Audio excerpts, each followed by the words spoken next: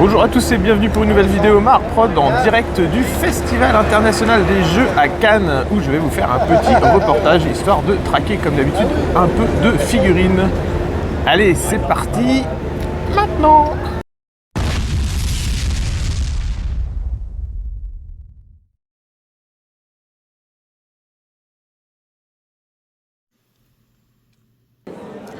Allez, on se retrouve pour déambuler dans les allées du FIGE 2024, histoire que vous puissiez vous rendre compte de l'ambiance de ce gros festival, qui est donc le plus gros festival de jeux de plateau, jeux de figurines, jeux de cartes en France. Donc 45 000 m² d'exposition sur 3 niveaux, il y a plein de choses à découvrir, ça c'est sans compter les espaces extérieurs sur lesquels il y a également des animations, et puis sans compter les espaces pro et expositions qui sont ouverts à la presse et aux éditeurs. C'était l'occasion de découvrir plein de jeux, plein de mécanismes, également de faire des contacts avec les différentes marques présentes. Alors bien sûr, le festival il est là pour récompenser les 4 meilleurs jeux en sélection. Alors vous avez une sélection de 3 jeux sur 4 catégories différentes. Et cette année, il y a eu donc l'As d'or pour le jeu de l'année avec Trio, l'As d'or enfant pour Puzzle Adventure, l'As d'or initié pour Far Away et l'As d'or expert pour La Famiglia. Donc voilà, pour ceux qui connaissent, allez voir sur le site, vous aurez un récapitulatif de ce qu'en sont les jeux. Voilà, on croise quelques petites têtes connues comme Guillaume qui peignait sur le stand de Lucky Duck Game. Et donc tout ça pour dire en intro, je vous avais parlé des figurines. C'est un petit peu le parent pauvre du festival parce que forcément il n'y a pas un vrai pôle figurines, ce que je regrette un petit peu sur le FIGE, mais peut-être que ça changera un jour. Et donc là vous voyez on arrive sur Conquest qui est un petit peu qui était finalement le seul wargame figurine présent sur le festival, bien qu'il y ait d'autres jeux qui puissent se rapporter un petit peu à ça. Donc vous pouvez déjà voir les shorts que j'ai fait tout au long du festival sur ma chaîne YouTube. Donc il y a Monolith avec son mythique Battle Isfet, qui est un nouveau jeu de plateau autour des mythologies égyptiennes. Il y avait SBG Edition avec Curse Empire, il y avait Asmodée avec bien sûr Star Wars Legion, Marvel Crisis Protocol et puis toute la série Zombicide un petit peu. Il y avait Hasbro avec HeroQuest et une nouvelle extension Ogre. Chez Ludicali, il y avait Dungeon Twister qui était en pré-présentation avec un proto parce qu'il arrive bientôt sur GameFound, donc c'était pas encore un jeu fini. Et puis voilà, on est sur le stand Conquest aujourd'hui qui était le seul Parabellum à proposer un wargame. Mais ça n'empêche pas qu'il y a plein de choses à découvrir sur les festivals et c'est pour ça que cette vidéo sera consacrée un petit peu aux artisans, à ceux qui gravitent autour des jeux, autour des jeux de figurines et des jeux de plateau, des jeux de cartes, et qui font un petit peu leur business sur des accessoires si vous voulez. Donc j'ai concentré ma vidéo là-dessus et je vous laisse découvrir bientôt le premier artisan.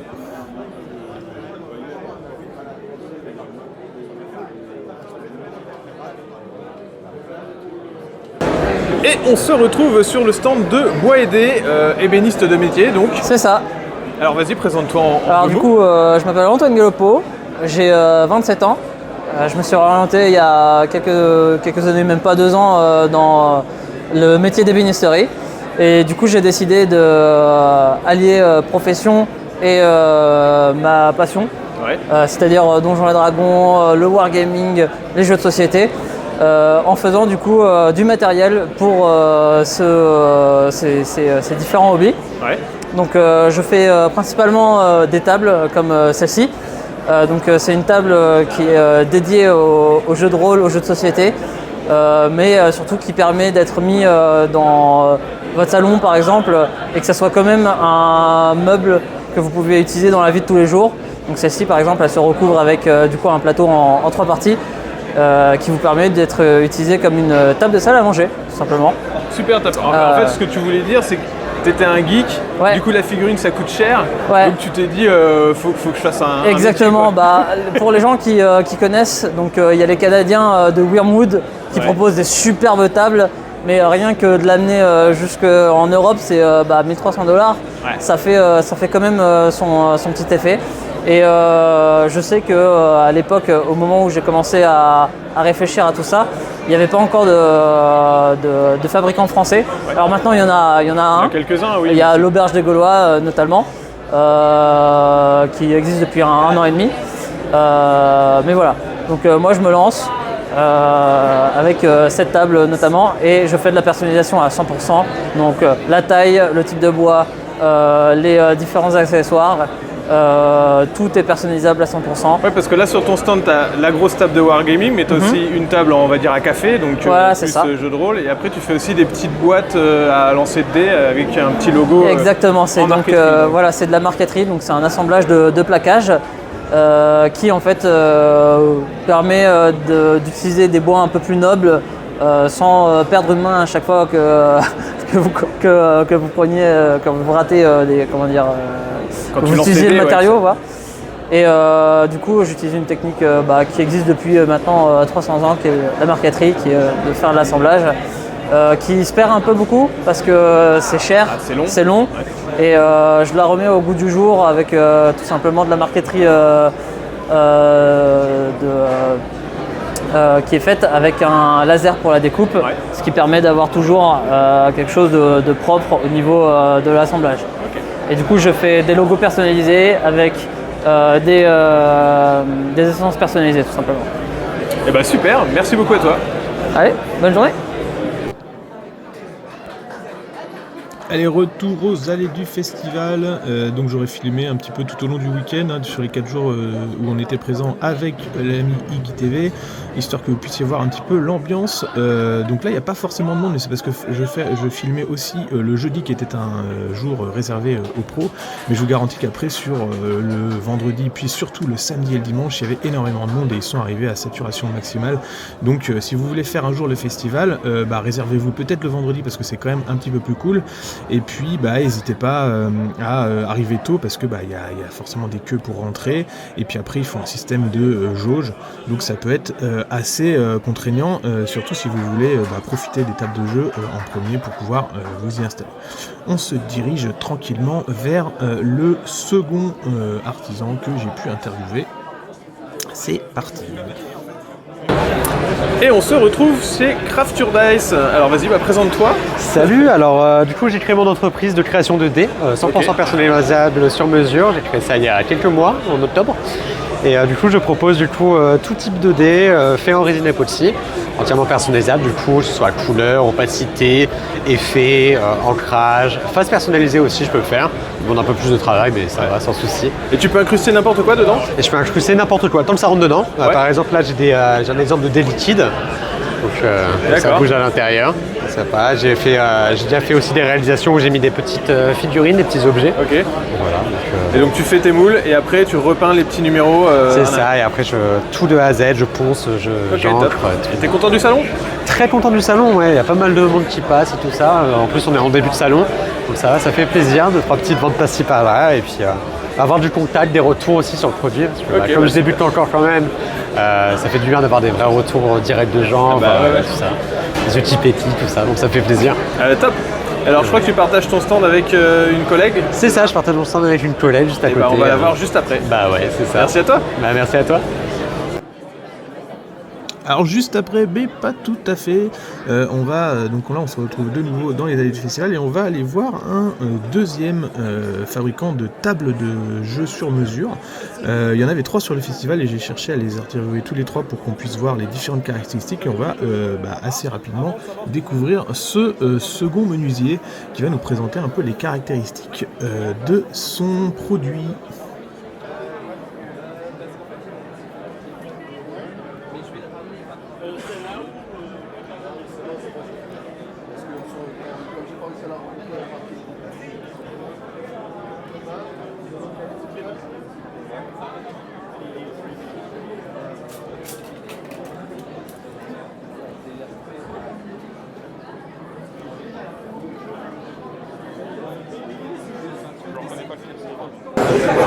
Et donc là on est sur le stand de Damis qui nous fait également des tables de jeu. Alors est-ce que tu peux nous parler de ton projet?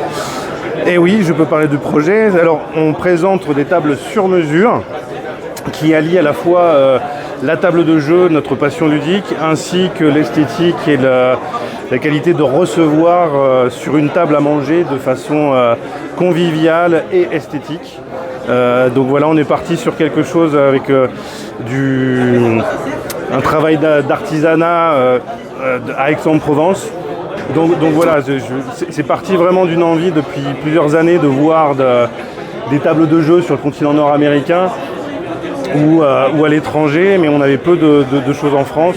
Donc voilà, j'ai la passion du jeu, on a les compétences aussi d'artisans de qualité, de menuisier aussi en France. Donc voilà, la société d'Amis Aménagement avait ces compétences-là. Donc on s'est lancé sur ce projet pour présenter quelque chose d'esthétique, de fonctionnel et qui est en fait modulable selon les envies de tous les joueurs et joueuses. Super. Et donc tu peux faire de la customisation sur mesure Tout est sur mesure, tout est volonté, les couleurs, les tailles. On peut faire de la table ronde, de la table pentagonale. On peut faire aussi des couleurs plus sombres. On peut faire des LED, on peut faire tous les accessoires, toutes les envies et les besoins pour les joueurs peuvent être concevables. Ok. Et là, tu es sur un modèle avec un croisement de pieds un peu design. Ça, voilà, tout à fait. Tout le temps le même modèle ou... Alors non, on peut partir. Tout dépend encore aussi des envies. Là après, sur une table plus grande, il faudrait 2 pieds. Le tableau design aussi, ça permet aussi d'avoir un pied central, de pouvoir circuler en dessous sans avoir les genoux qui tapent sur les pieds. Donc c'est vraiment selon les envies et les besoins des joueurs et des joueuses. Donc vraiment, on peut partir sur tout ce qu'ils veulent. Eh ben super, merci beaucoup. Eh ben merci. Alors, retour aux allées du festival. Désolé d'ailleurs pour le son, je vous en ai pas parlé, mais forcément quand on est dans un festival c'est assez bruyant et mes micros qui sont des micros avec fil, mais des petits micros cravates, ne me permettent pas de bien capter le son parfaitement. Donc j'ai fait ce que j'ai pu au niveau des interviews et pour vous baisser le son quand on se balade dans les allées. Là on va se diriger vers le second artisan autour des dés et des tables de jeu de la gamme Craft pour retrouver le collègue de notre ami Crafture Dice qui sera donc le prochain artisan à nous faire découvrir ses produits. Et donc là on est à Craft sur table. Alors qu'est-ce que tu nous fais de beau? Bonjour, du coup, moi et ma compagne on fabrique des figurines, des décors, des accessoires de jeux de rôle. Donc on travaille avec des artistes qui font de la modélisation 3D, on imprime leurs figurines et on les peint pour ceux qui préfèrent ne pas les peindre, ou on les vend non peintes pour les artistes et les peintres qui aiment et les peintres du dimanche aussi qui aiment peindre. Et on fait des accessoires fait main, des petites bourses à dés, des pistes, tout fait main. Et on fait également des battle maps, des décors pour vos parties de jeux de rôle, pour la décoration, pour le wargame. Ok, très bien. Et on peut vous trouver sur les réseaux Oui, on peut nous trouver sur les réseaux, principalement sur Instagram, donc à Craft sur table, tout simplement. Et il y a un site, il y a quelque chose il y a une boutique Etsy. Une boutique Etsy, d'accord. Voilà, okay. une boutique Etsy. On vous contacte sur Etsy ou sur Instagram. Et exactement. Après, super. C'est ton premier can C'est mon premier can. Ok, très bien. Merci à toi. Merci à vous. Alors voilà, au fur et à mesure des déambulations, on tombe aussi sur des choses qu'on ne connaissait pas, et là je suis tombé sur 4D Build, qui est une nouvelle marque qui lance des puzzles en 3D assez réalistes, qui permettent de représenter tous les objets de la pop culture, mais de façon moins chère qu'un vrai casque de Iron Man ou ce genre de choses. Ils faisaient une petite animation sur leur stand avec un TIE Fighter à monter, d'où la petite séquence que je me permets de vous montrer au fur et à mesure de mes marches. Et donc on se dirige maintenant vers le troisième et dernier constructeur de table qui va nous présenter ses productions. Alors on est ici sur le stand de l'Échoppe du Gaulois. Alors vas-y, présente-nous tes produits. Enchanté. Nous on est menuisiers du jeu. Ouais. En gros on est une entreprise de menuiserie et on fabrique des tables pour les joueurs, pensées par des joueurs et fabriquées par des joueurs sur mesure. Ok. Voilà. Donc en gros chez nous le concept il est très simple. On a besoin de la dimension de surface de jeu. Ouais. Et à partir de là, avec quelques options en plus, on vous fabrique une table sur mesure avec des accessoires pour les joueurs, comme le bento. Pour l'arrangement de ressources, vous avez un plateau et vous avez un porte-gobelet. Mais après, on fabrique vraiment tout à la commande. Voilà, tout est possible en customisation. Exactement. Tout est possible et tout est fabriqué intégralement à Clermont-Ferrand. Ok, donc voilà. Local, français. 100% français. Trop bien. Merci beaucoup. Je t'en prie. Donc énormément de choses à découvrir lors de ce festival. Vous imaginez bien que si on voulait faire tous les jeux qui sont présents, bah, ça serait d'une impossible, mais de deux, ça ferait une vidéo d'environ 24h30, un truc comme ça.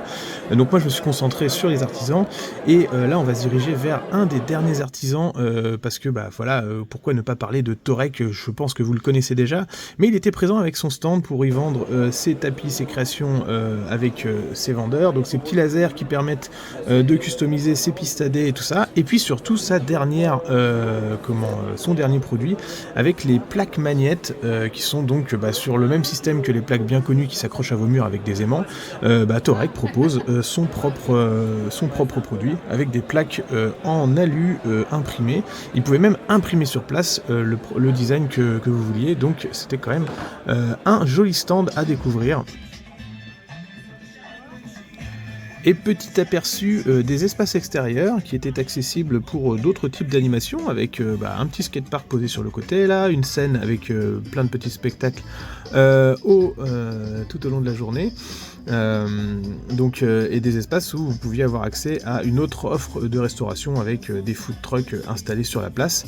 L'occasion de découvrir aussi les tentes de tournois où il y avait des tournois 40 000, des tournois Warcry, mais aussi des tournois de belote. Oui, mesdames et messieurs, il y a de tout au Festival de Cannes, des jeux, donc une petite vue extérieure pendant qu'il faisait beau, alors que pour le coup on a quand même eu pas mal de pluie, et puis ensuite je vous ramène rapidement à l'intérieur.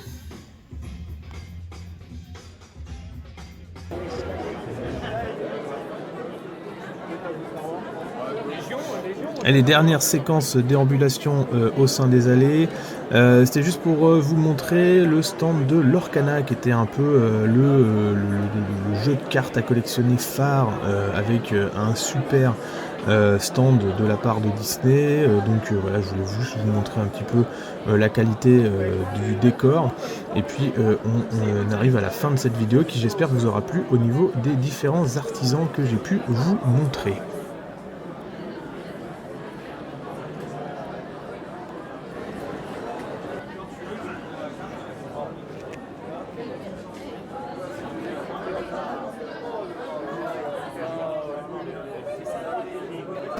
Bon, alors voilà, on est dans le noir, ça y est, c'est la fin du festival. Vous voyez, les gens ils remballent.